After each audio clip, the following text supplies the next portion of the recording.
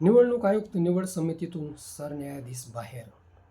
निवडणूक आयुक्तांच्या निवड प्रक्रियेत समितीवर 2023 मध्ये मोदी सरकारने सरन्यायाधीश वगळून कॅबिनेट मंत्री घेतला. त्याचे परिणाम असे झाले. शिवसेना ठाकरेंची पण दिली शिंदेंना, राष्ट्रवादी शरद पवारांची पण दिली अजित पवारांना. देशभरातील सर्व भ्रष्टाचारी भाजपामध्ये घेऊन पंतप्रधान निवडणूक आयुक्तांच्या मदतीने आमदार खासदार फोडून सरकारे पाडत आहेत, सरकारे बनवत आहेत. सॉलिसिटर जनरल तुषार मेहता यांनी मोदींच्या या कामांना चांगल्या हेतूने केलेले काम म्हटले आहे.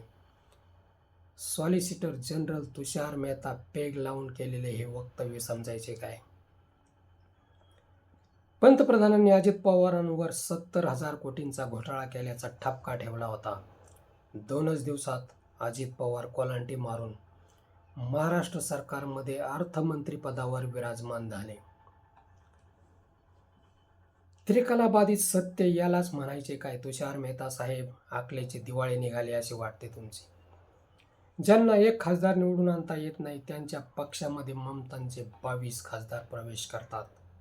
राज्यघटना, संविधान, सार्वभौमत्व, सहिष्णुता व लोकशाहीचा मायाबाजार मांडल्याचे हे सर्वात मोठे उदाहरण होय.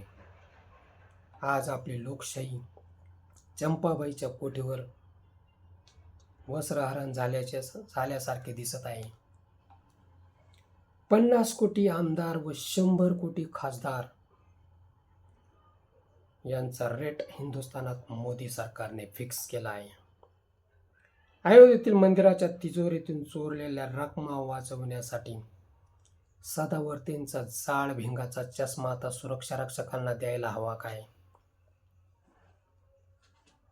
या करामती पाहून लाज वाटते या हिंदुस्थानात आणि हिंदुस्थानी लोकशाहीचा करिश्मा पाहताना.